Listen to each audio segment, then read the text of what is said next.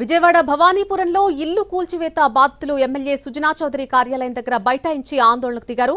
దీంతో అక్కడ ఉద్రిక్త పరిస్థితులు నెలకొన్నాయి. సొసైటీ పేరుతో కోర్టు ఆదేశాలు వచ్చేలోపు పోలీసుల సహకారంతో తమ ఇల్లు కూల్చివేశారని ఆ బాధితులు ఆవేదన వ్యక్తం చేశారు. ఎమ్మెల్యే న్యాయం చేయాలని డిమాండ్ చేశారు. ఎమ్మెల్యే కార్యాలయంలో వినతి పత్రాన్ని సమర్పించారు. అయితే కనీసం ఎమ్మెల్యే తమను ఏమైంది అని కూడా పరామర్శించలేదని ఆవేదన వ్యక్తం చేస్తున్నారు బాధితులు. మరింత సమాచారం మా ప్రతినిధి శ్రీకాంత్ అందిస్తారు.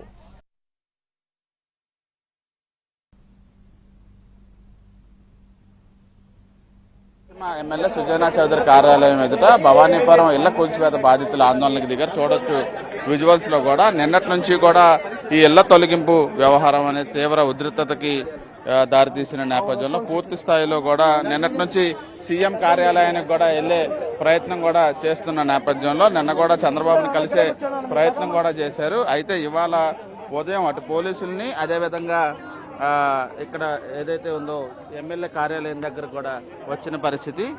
ఒకసారి బాధితులతో కూడా మాట్లాడే ప్రయత్నం చేద్దాం. ఏం చెప్తున్నారు ప్రధానంగా? సార్, మేము సుజనా చౌదరి గారిని వెన్నుకుంది. ఆయన బాగా చదువుకున్న వ్యక్తి.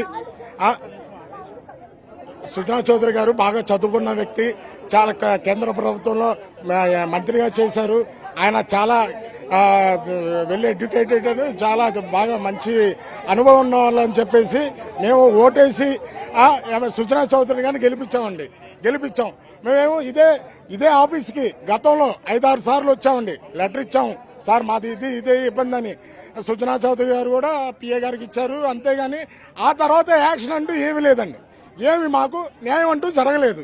సరే, నిన్న జరిగింది, కూల్చేశారు. ఏమండి, మీ మీడియాలోనే కంటిన్యూగా మీడియా వల్ల ఏమండి 5-6 గంటలు కంటిన్యూగా మాకు సపోర్టుగా మీరందరూ ఉన్నారు. కానీ ఎమ్మెల్యే గారు ఉన్నారండి, ఎమ్మెల్యే గారు వచ్చారా? కానీ అధికారులు వచ్చారా? ఎవరు రాలేదు సార్. ఏంటి, మా ఓట్లు కావాలి, మా ఓట్లు అయితే మీకు కావాలి. మా సమస్యలు కానీ మా జీవితాలు కానీ మీకు అవసరం లేదా అండి? ఇప్పుడు ఎమ్మెల్యే కార్యాలయానికి వచ్చారు, ఏం చెప్తాం సార్? అదే మా సమస్య పరీక్షించాలి సార్. ఏం చేయాలి? మీరు సమస్యను పరిష్కరిస్తారా లేదా మమ్మల్ని ఆత్మహత్యలు చేసుకోమంటారా?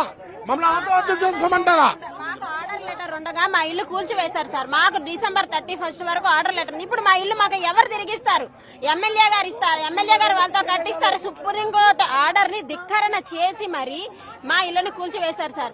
మేము ఇది రౌడీయిజం చేశారు. మేము మా ఎమ్మెల్యే గారి దృష్టికి తీసుకెళ్లి మా ఇల్లు మాకు తిరిగి ఇప్పించాలి సార్. మా ఇల్లు మాకు కట్టివ్వాలి. మేము నరి రోడ్డు మీద పిల్లలతో ఉన్నాం. మాకు అది కోర్టులో ఉంటాయి, ఇల్లీగల్ గా ఉంటాయి. రిజిస్ట్రేషన్స్ గవర్నమెంట్ ఎట్లా చేసింది, ప్లాన్ ఎట్లా ఇచ్చింది ఇంట్లో కట్టుకోవడానికి, బ్యాంక్ లో నుంచి లోన్స్ ఎట్లా వచ్చినాయి, మాదన్నీ పక్కాగా ఉన్నాయి సార్. ఇది కావాలని అక్రమంగా మా ఇల్లు కూల్చివేశారు సార్. ఏం చెప్తా ఉన్నారు మా ఎమ్మెల్యే కార్యాలయ సిబ్బంది? ఏం చెప్తారు?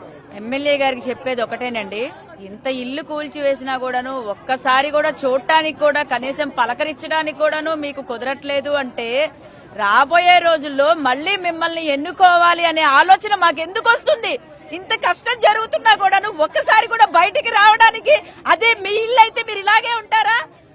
మీరు 2000 మంది పోలీసులు అక్కడ విధ్వంసం జరుగుతున్నప్పుడు, లాయర్లు పోలీసులు అక్కడ ఉండి చేస్తున్నప్పుడు తెలియలేదు ఎమ్మెల్యే గారు రావడానికి ఎవరు కూడా విషయం చెప్పలేదంటే నమ్మశక్య విషయమేనది.